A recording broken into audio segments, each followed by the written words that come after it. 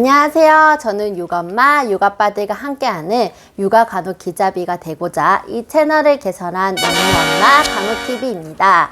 만나서 반갑습니다. 이번 주제는 아기를 키우면서 쉽게 볼 수 있는 신생아 코골이입니다. 저희 열무는 신생아 때부터 코골이가 너무 심해 습도, 온도, 한계를 맞춰도 코골이가 좋아지지 않았는데요. 신랑이 매일 우리 아기 코 고는 소리를 듣고 우리 집에 낯선 성인 남자가 있다고 이야기할 정도였습니다.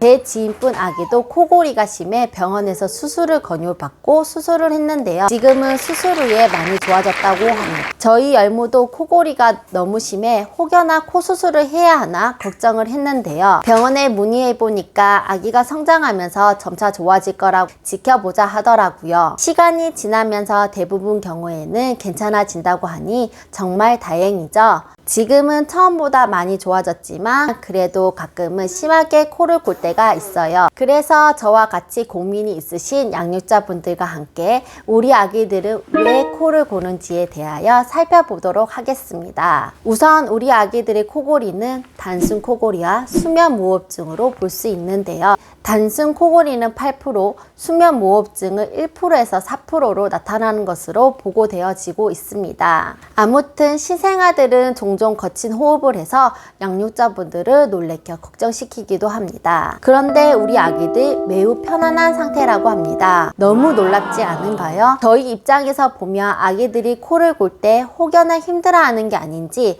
코 안에 이상이 있는 건 아닌지 별별 걱정을 하지만 아기들은 정상적으로 호흡을 하며 편안하다고 합니다.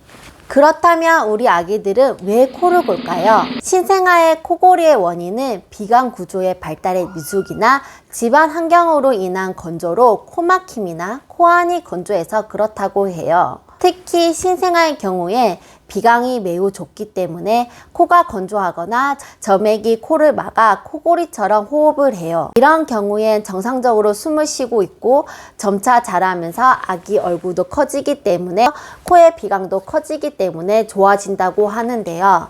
가정에서 코골이를 대비하기 위한 방법은 무엇이 있을까요?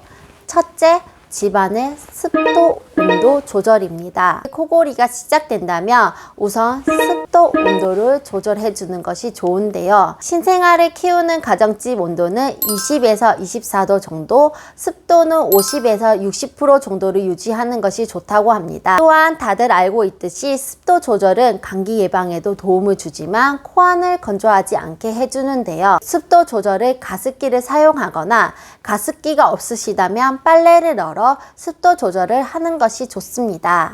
둘째, 코안의 이물질 제거입니다. 이때 생리식염수를 이용하여 코안의 이물질을 제거하는데요. 약국에서 쉽게 생리식염수를 구매할 수 있어요. 시럽통에 생리식염수를 넣어 사용하시면 됩니다. 식염수를 넣기 위해 아기를 잡고 코 안에 한두 방울 정도를 넣어주시면 되는데 보통 아기들은 머리를 잡으면 엄청 싫어하죠. 많이 움직이고 울고 할 거예요. 저는 코 안에 이물질을 제거할 때 젖먹이는 자세로 아기 머리를 다리로 고정시킨 다음에 한 손으로 팔을 잡고 빠르게 제거를 합니다. 하지만 이게 익숙하지 않으시다면 다른 양육자분들이 있으시다면 머리를 살짝 잡아주는 것도 좋습니다. 생리식염수는 약국에서 쉽게 구매가 가능하고 팁을 드리자면 통으로 된 생리식염수보단 일회용으로 구매하셔서 쓰고 바로 버리시는 게 좋겠죠. 균이 번식할 수도 있으니 말이죠. 생리식염수를 구입하실 때 시럽통도 꼭 같이 달라고 기억하시는 것이 좋겠습니다. 또 생리식염수와 비슷한 피지오마 베이비를 사용하셔도 됩니다. 이물질을 제거하기 위해 면봉이나 흡입기를 사용하여 제거해 주지만 코의 점막이 약해 조심해서 제거하는 것이 좋습니다. 흡입기는 신생아에게 사용하지 않는 게 좋습니다. 하지만 점차 심해지거나 다른 문제점이 발생한다면 꼭 병원에 문의를 받아보는 것이 좋겠죠. 삑 하는 소리가 나거나 기침, 가래, 콧물 등 감기를 동반하거나 보통 잘 때 코골이가 심하지만 낮에도 호흡이 어려운 경우에는 병원을 상담을 받아보는 것을 권유합니다.